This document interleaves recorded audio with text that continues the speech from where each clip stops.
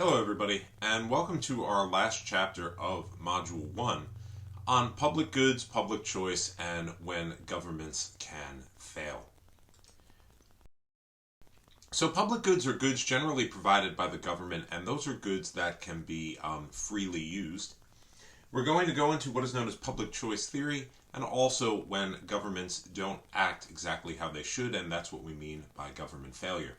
Not the collapse of a government, but that a government doesn't do what it's supposed to and act in the best way economically. So public goods are any good that is provided to individuals for free. So a public good is a good when it is not possible to charge for the product. If there's a free concert in the park, that's a public good. If there's a free shuttle bus in your city, that's a public good. So all of those are considered public goods. And all public goods we consider failures of the demand side of the market because some people can enjoy those goods without paying. Museums in New York City are public goods if they're owned by the city. When you get to the Museum of Natural History, for instance, they ask for a donation, but you could technically donate whatever you want, even nothing. So those are considered a public good. Generally, why are these made by governments? Because private companies generally aren't willing to produce them because they can't cover the costs. They're not profitable. A lot of companies will make public goods at times. Anytime you see a fireworks show that's sponsored by a private company, that's an example of a public good. So they're not always the government, but more often than not, public goods are provided by the government. Public goods differ from private goods because private goods are produced by companies. They're offered for sale. All of the things you and I buy on a daily basis, those are private goods. And private goods have to meet two criteria. First is the notion of rivalry. And rivalry means if you use the private good, it makes it unavailable for others. If I go buy a car off of a car lot, the rivalry is it's now my car, no one else can use it. Someone can buy a similar one, but not that specific car. Private goods also have what is known as excludability. And excludability is the idea that those unable and unwilling to pay can't get the benefits. So if you don't want to buy this product or you can't afford it, you don't get the benefits, whatever they are, of this product. Since private goods have both rivalry and excludability, companies can produce and sell them for a profit. Once again, all of the goods and services we buy on a daily basis are considered private goods. Because public goods are free, they're generally produced by the government. Not always, but often. And the characteristics they have are non-rivalry. Many people can use them. Non-excludability, you can't be excluded if you don't choose to pay for whatever this public good is. And finally, what is known as the free rider problem. And the free rider problem means that many people can benefit from these goods without paying, so they're not profitable. You can't ensure that customers have to pay to enjoy the good, so as a consequence, generally the government is who is providing them. Examples of public goods can range from things like public concerts and fireworks displays to the United States military is a public good. We don't have to pay for our military to protect us. It is provided by the government, and everybody gets its benefits. So if we look here at demand for a public good, in society, technically the demand for a public good is everybody's willingness to pay, and there is an equilibrium point just like anything else. So if we look here, Garcia is willing to pay different amounts for a certain amount of a public good, Johnson the same, and if we sum total them, that would be the collective willingness. And the point in the center, 3 units of the public good, and $5 would be the equilibrium point of this public good. So equilibrium works here just like in any other point, and the collective willingness to pay for a public good is actually all of the members of society who will benefit from the public good, their willingness to pay sum totaled. Each individual demand curve added up into a market demand. So public goods are subject in real life to what is known as a cost-benefit analysis. And the costs of public goods are any resources which are diverted from private good production. and private goods that won't be produced. So there's always an opportunity cost as well. Once again, we have a limited amount of resources and inputs. So if we make public goods, we're taking some resources away from making private ones. And you have now an opportunity cost of private goods that aren't going to be produced due to the fact that you're now making public goods. The benefit is pretty simple. That's the extra satisfaction from these greater amounts of public goods or more public goods in society. So that's the cost to benefit when we're looking at public goods. So we can actually do an analysis. So let's take a look here. And in this case, what we're looking at is multiple options to improve our highways. So if we start off with no new construction, it has no cost and no benefit. Marginal benefit, the change in benefit, there is none, and net benefit, there is none as well. The lowest cost step is to widen our current highways. It's going to cost $50 billion. The marginal cost is also $50 billion because we're going from no cost to 50, so we have a change of 50. Total benefit of $200 billion. Marginal benefit 200 because we're going from no benefit to 200. So obviously that is something we would want to do. Net benefit of $150 billion. What about step 2, new 2-lane highways? So in addition to widening our current ones, we're going to build some more. That's a total cost of $140, so our marginal cost jumps up to $90. Total benefit goes from $200 to $350, so our change in benefit is $150. We still have a greater change in benefit than cost, so that's a good thing as well. And total benefit is going to be $210. Total benefit is just total, net benefit, is just total benefit minus total cost. So the secret sauce here is we will continue to do the public goods projects up to the point where marginal cost equals marginal benefit, just like anything else. Now, in addition to widening highways and building 2-lane, we're going to build new 4-lane highways as well. So this is Project C. That has a marginal cost of $100 billion, meaning we're going from 140 to 240. We're adding another $100 billion in cost, but our benefit's going to jump from 350 to 470, or add another 120 in benefit. So we're still getting more benefits than cost here. So we're going to go with the 4-lane highways as well. Net benefit 230. Remember, net benefit is total benefit minus total cost. Now, if we wanted to build 6-lane highways as well, our cost is going to jump up tremendously to $620 billion. Change in cost 380, but benefit is only going to go from 470 to 580. Change in benefit only 110, and we have a negative net benefit. We're getting less benefit than cost. We would not do choice D here because our marginal cost is now higher than our marginal benefit. So just like anything else, we will continue to do something until we hit the point where change in cost or marginal cost equals change in benefit or marginal benefit. So in this case, we would go up to choice C, the new 4-lane highways. Goods can also be known as what is called a quasi-public good. So these are goods that can be provided through the market, but because of positive externalities, the government provides them as well. So examples are things like museums. You have private museums, such as the Guggenheim is a private museum in the city, the MoMA is a private museum in the city, and then you also have public museums like the Met or the Museum of Natural History. So you have both at the same time. You can have private education, such as this university, which is a private school. You can have public education, such as a SUNY school or a CUNY school. Both can exist at the same time. You can have privately owned streets and bridges. You can have publicly owned streets and bridges. So quasi-public goods are goods where there are positive benefits to society from them. So the government decides to produce them as well. If the government didn't make their own, there would probably not be enough of them in the market. So how does the government pay for any public good it produces?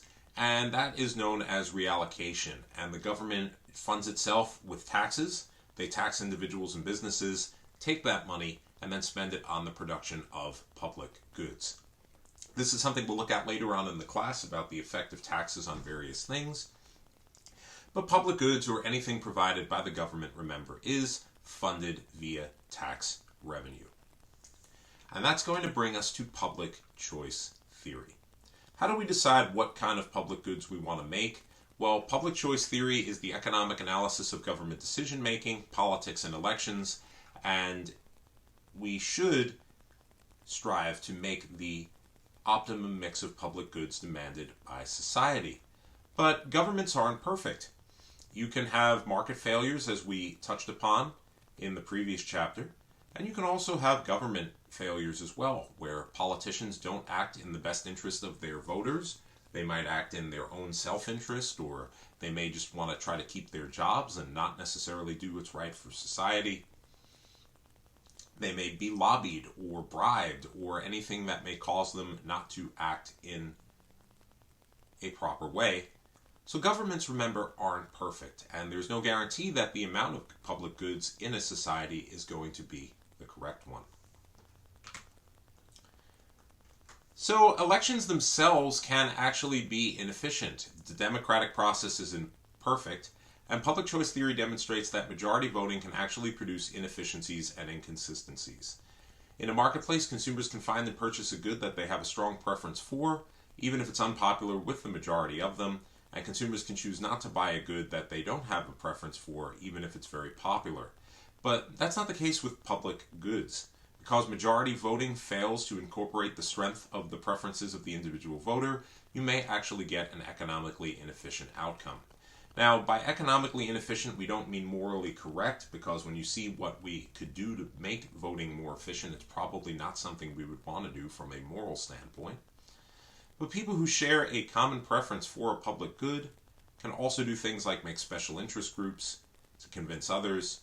And finally, the concept of log rolling. Log rolling is the trading of votes to secure a desired outcome and can either increase or decrease economic efficiency. So elections, even if they may be where the majority wins, may not actually be economically efficient. And if we look at the following slide, here's why.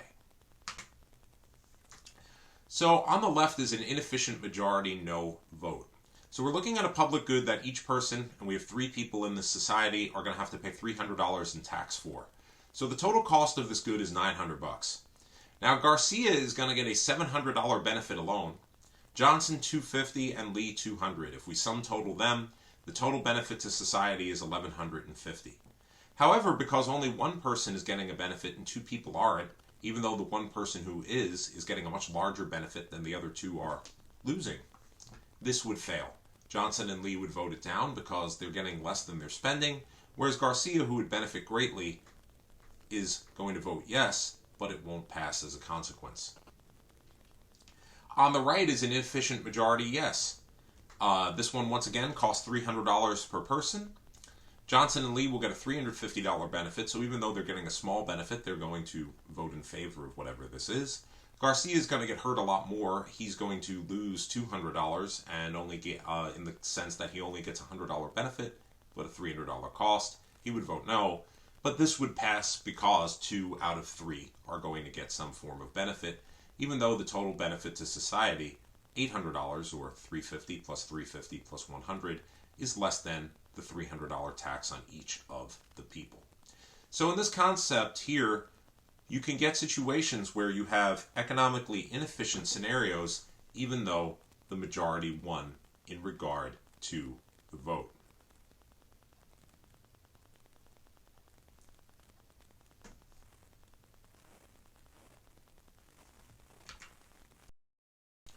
So the paradox of voting is another situation which can happen, and that is if you use something like ranked choice voting.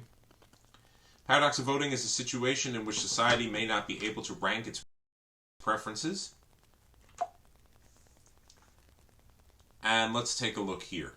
And when you have your paradox of voting, your outcomes may depend on the order in which they're taken. So if we wanted to do ranked voting of national defense, roads, and a weather warning system, we get everybody's choices. So depending on how we pair them, if we pair national defense with road or national defense with the weather warning system, you may get completely different winners because we're doing different pairings. So this table illustrates 3 voters in the community who have 3 public goods to vote for. The top part lists the preferences for the 3 voters. The lower part shows the outcomes of the elections decided through majority vote. The outcomes of the elections appear irrational by the time the 3rd election is held, but it is really just due to the order in which the votes are taken. So, since national defense beat roads and roads beat the weather warning system, you would think that the weather warning system would come in last, but it actually beats national defense if that is the pair we go with. So, depending on how you actually do the order of the votes, you can get what is known as the paradox of voting. A lot of times in the real world, we try to adhere to what is known as the median voter model. That's the middle of the road voter, or where we deem like the middle of the electorate is located. And the problem with this is the following. Median voter model really suggests the median voter is likely to determine the outcome of the election. The middle of the ground people are who sway elections. But the problem is the median generally moves. Also, at any point, a lot of people are probably not going to be happy with the median. It's going to be in the middle of both of their views. And generally, the median preferences can indeed change over time. Positions change and drift, and opinions change, and everything else. Society changes. And people may also vote with their feet as well and leave an area if they don't agree with the median position or something like that. So there are limitations there. One thing that you could propose would be more economically efficient, would be something like quadratic voting. Now, once again, from a moral standpoint, this will probably never happen. But quadratic voting is when voters are allowed to purchase and cast as many votes as they wish. So in our inefficient outcomes a few slides ago, in the first example, Garcia was getting that huge benefit compared to the other two. He might actually buy additional votes so he can get it to pass and still get a benefit, because the other two were not getting that much of a drawback. One was, I believe, $250 and one was $200 at a $300 cost. So he could buy enough votes that it wouldn't be in their interest to outvote him, but still get a benefit and make it pass. Now, once again, given public sentiment, it's not likely this system would be adopted. There's a lot of moral implications to being able to buy votes and influence elections in that manner.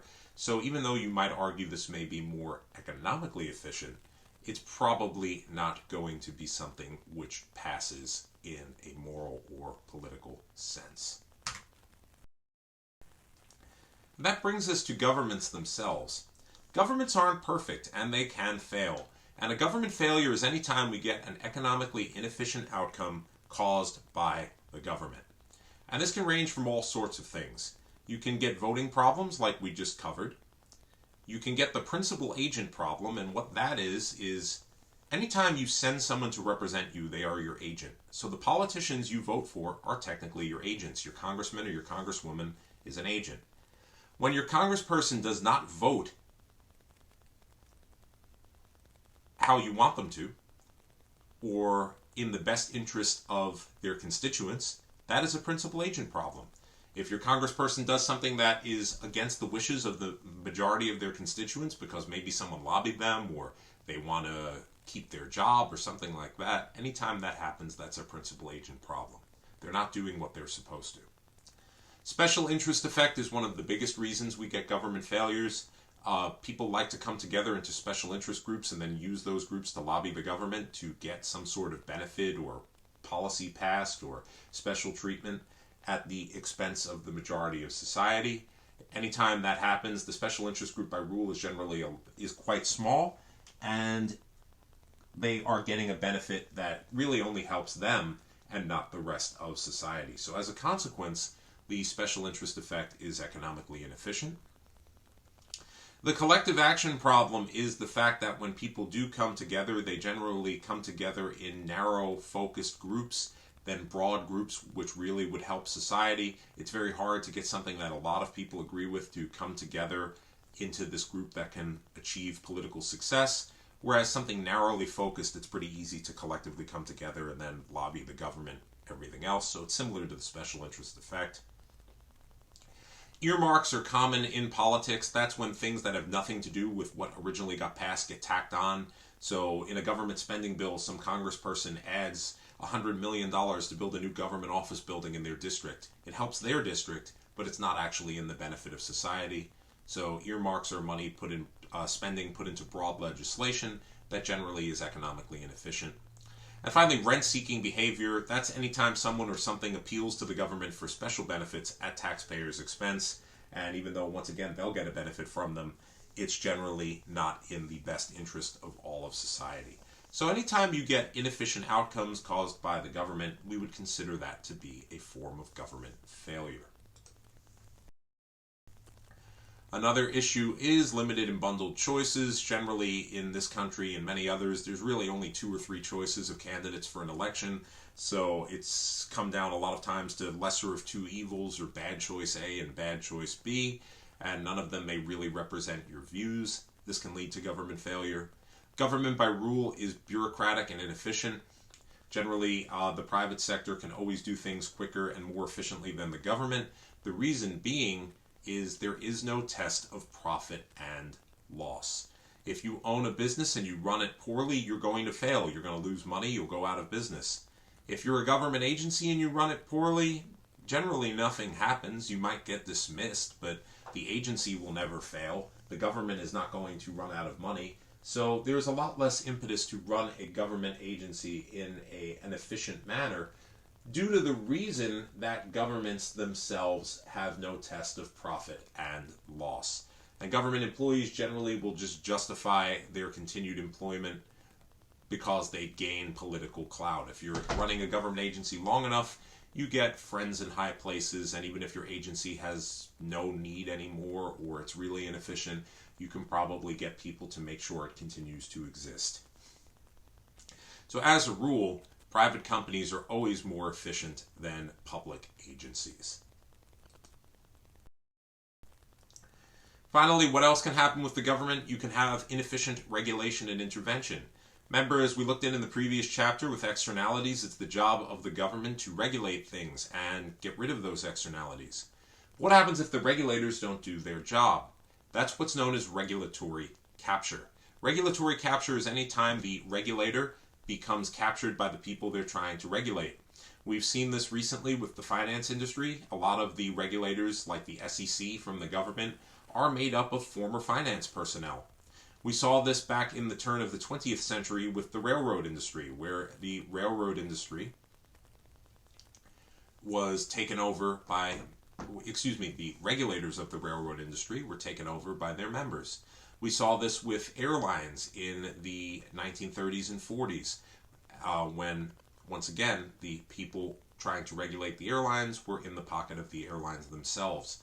So this is a problem that we've seen quite a bit. Right now, the biggest example is the finance industry, but anytime the regulator is basically run by members of the industry they're trying to regulate, you get what's known as regulatory capture.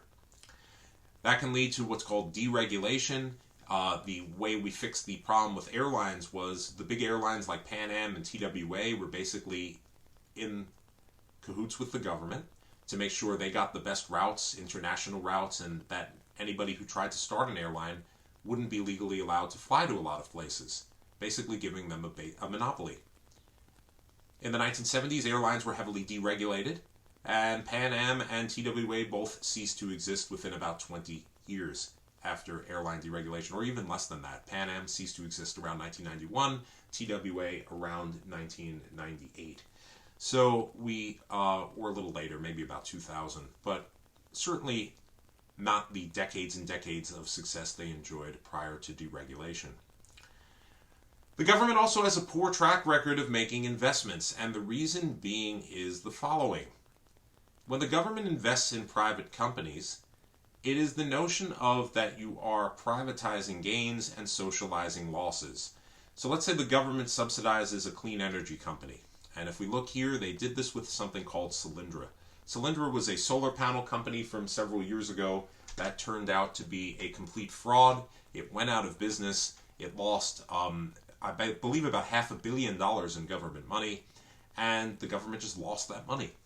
So the issue is the fact that if the company that gets government money does well, they get to keep all the profit they make, and they pay the government back at basically no interest, because the government basically is giving them interest-free or incredibly low interest money. And if it fails, they're not on the hook for it because the government gave them the money. So the public's on the hook if it fails, and a private company gets to keep the profits if it succeeds. So you can argue that is very economically inefficient as well. Researchers have found that low and even negative rates of return are generally the norm for government investments. Also, governments can be corrupt. This is something I'm sure you have run into or recognized or seen in the news, but corrupt politicians are a problem as old as time, and corruption is the abuse of power for personal gain. Economically, we consider government corruption to have two forms. One of them is you have to bribe a government official to get them to do what should be their job. So let's say you go to the town, you need permits to build a new building, and the town should just grant the permits if you do X, Y, and Z, whatever is legally required. But instead, the person in the permitting office goes, unless you give me $10,000 in an envelope, you won't get your permits for 3 years. That's an example of the first type of corruption here. What should be a routine part of their job, they demand payoffs and payments. Otherwise, they will not allow whatever you're trying to do to go through. That's very common. And why is that inefficient? Because it's going to make companies spend money that they shouldn't need to spend, and then they're going to just simply pass that along to whoever their consumers are. If you have to spend all this extra money opening your business, you're probably going to have higher prices than you would have previously, or anything like that. So generally those costs get passed along. So corruption really hurts everybody because it raises the cost of doing business. Corruption choice B, a government official demands a bribe to do something illegal. So you bribe the government to be able to dump toxic waste somewhere. That's an example of the second type of corruption. Or you bribe a member of the government for insider information on some policy or something like that. You know the government is going to be giving out contracts for a certain thing, so you have insider information and can take advantage of it. Anytime you make the government official do something illegal by bribing them, that's an example of the second type of corruption. And in both cases, corruption is inefficient because it raises the costs on everyone and everything. And finally, governments are simply imperfect. Governments are made up of people, and people are flawed and can make mistakes. They can be corrupt. They cannot act in the best interests of those who they're representing. So, for all of these reasons, the public sector can be greatly inefficient. Both markets and governments are imperfect, and sometimes it can really be difficult to assign a good or service to either the public or private sector. So you don't have a crystal ball when you're doing any of this, and we don't know exactly what is an ideal good for the government to produce or for the private sector to produce. So a lot of times we may get it wrong, and there may be times where you have government failure and economic inefficiency. And finally, about government subsidization of things. Recently, there was the battle over Amazon.com, and local and state governments were trying to throw money at them to get them to move one of their headquarters. There was that whole thing, and they wanted to come to New York City, and then many people in New York City stopped it, saying that it would be a waste of money. So whether or not Amazon would have been a successful thing or not, we have seen in many cases that when companies are courted by governments and given huge amounts of subsidies and tax breaks, a lot of times they may have gone to that location anyway. Amazon wanted to go to a big city. They wouldn't move to something like the middle of nowhere in Kansas, even if they got huge amounts of subsidies, because it wouldn't be in their interest to do so. And generally, the return on these government payoffs, these tax breaks and these payoffs and government money, generally doesn't meet expectations. And we've seen this quite a bit with sports stadiums. A lot of teams will threaten to move, and then they'll get their local government to put up $1 billion to help them build a new stadium, when in reality they probably wouldn't move anyway, considering all of their fans are located in a city, and they've been in that city for a very long time, and it's just a way basically to get money from the government. And all of these big stadium deals, even though they claim that it's going to bring all new business in, they're usually highly unprofitable for the government and the taxpayers who have to pay for them. So when the government subsidizes big corporations, the rule of thumb generally is the return on the investment typically does not meet the expectations. And that's something to keep in mind as we finish up this chapter. So once again, that brings us to Module 1, the end of it. And you have now covered all of the information necessary to take exam number 1.